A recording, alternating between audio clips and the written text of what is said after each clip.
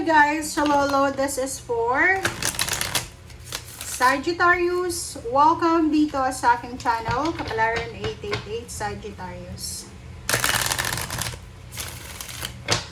Alamin natin kung anong messages, energy gabay, wise leader, in the flow,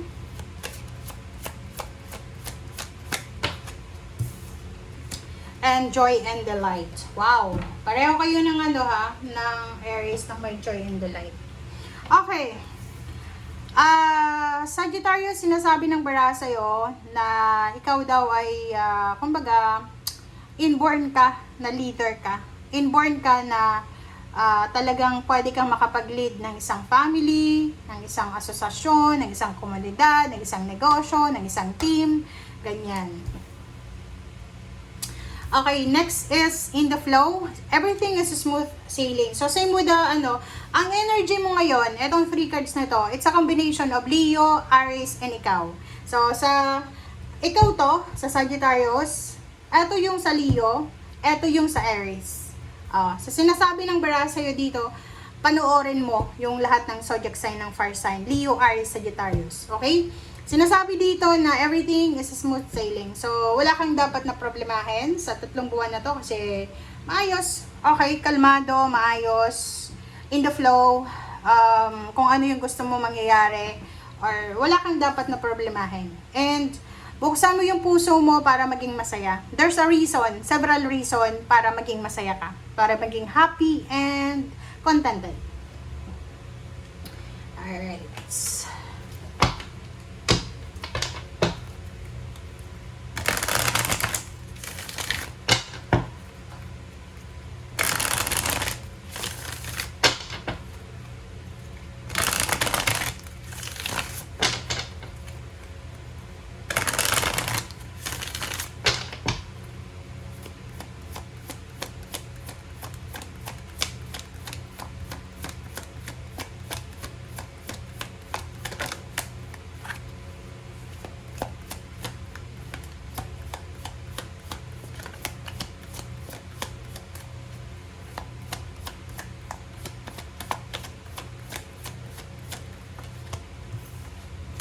Okay, memories of love. So, may mga maaalala ka na mga nangyari sa past, but normal naman yan.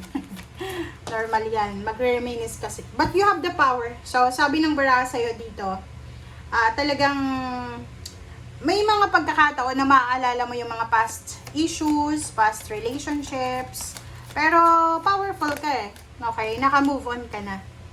Alright, so sinasabi ng bara sa'yo dito na kung may mga past relationships ka, yung ex mo, ginugulo ka, kung sino man tong taong to na manggugulo sa'yo for the next 3 months, sinasabi ng bara, you're powerful. Okay, huwag kang patatalo sa conflict, huwag kang patatalo sa manipulation ng taong yan. Lumaban ka. Okay, sa tamang paraan.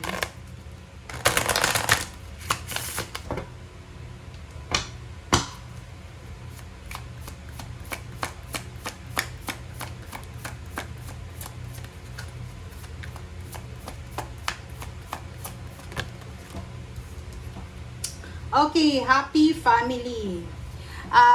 There's an occasion this 3 months na to. So, may isang napaka-solid, stable na occasion para sa family.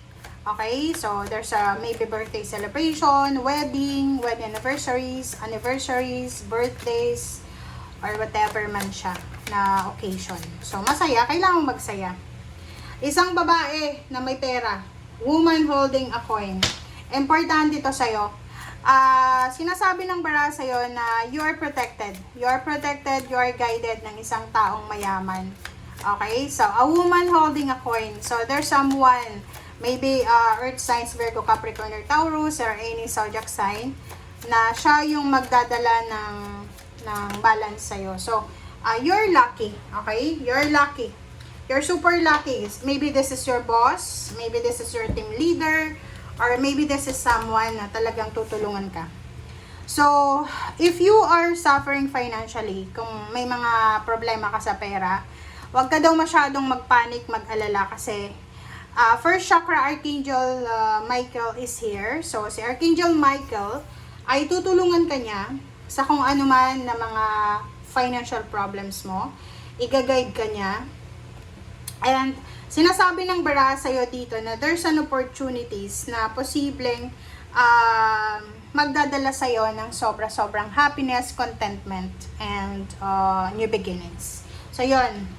Walang puwang dito yung overthinking, overanalyzing. Kung sino yung manggugulo, ipapulis mo. Yun ang sabi dito ng baraha. Walang ano dito, walang chance, wala kang dapat i-entertain sa mga ex mo, sa mga taong naging past mo, lalo yung mga sinaktan ka.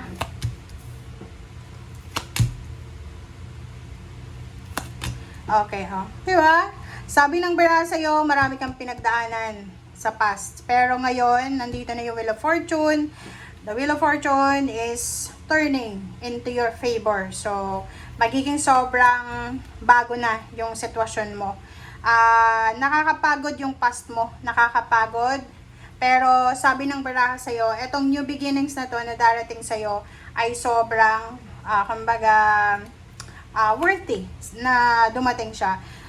There's a wedding proposal, wedding ideas, parang ganon. Nakikita ko sa'yo dito sa trabaho, there's someone na hihingi ng tulong sa'yo. Pwedeng katrabaho mo siya, hindi niya kaya yung task or yung duties and responsibilities, so hihingi siya ng tulong sa'yo. Or there's someone na posibleng mag-ano to sa'yo. So, pwedeng anong tawag dito? Promotion. Kasi pwedeng yung ginagawa mo ngayon is trabaho yan ng ibang tao. So nakikita siguro ng administration or ng CEO or owner of the company na magaling kang tao sa trabaho. So there's a promotion, renewal of contract, offering a new contract, parang ganun. Okay, so from time to time, kailangan wag kang maging overworking. From time to time, magpahinga, mag-relax, matulog, mag-day off, parang ganon. Para pag trabaho mo ulit, maging productive ka. Ganon yung sekreto para yumaman. Balance dapat. Dapat hindi lang puro work. Dapat you have your time for yourself. Mayroon time ka para sa family, may time ka para sa sarili mo, kumain ng tama, matulog ng tama, ganon. Ganon. Isang exciting na job offer, yung ibang walang trabaho, isang exciting na promotion, salary increase, communication, ang posibleng matatanggap mo. Okay? There's a new ideas about relationships, about job, travel, pagsisimula ng bagong pagsisimula ng bagong pamilya. So, nakikita ko sa'yo dito na medyo nagdadalawang isip ka, lalo na kung galing ka sa traumatic experience. So, yun. Which is maganda. Mag-move on ka muna. Nakikita ko sa'yo dito na there's someone na mag-offer sa'yo ng tulong para makapag-start ka again. Or there's someone here na ikaw ang hihinga ng tulong para makapag-start siya ulit. Okay, thank you guys. Bye!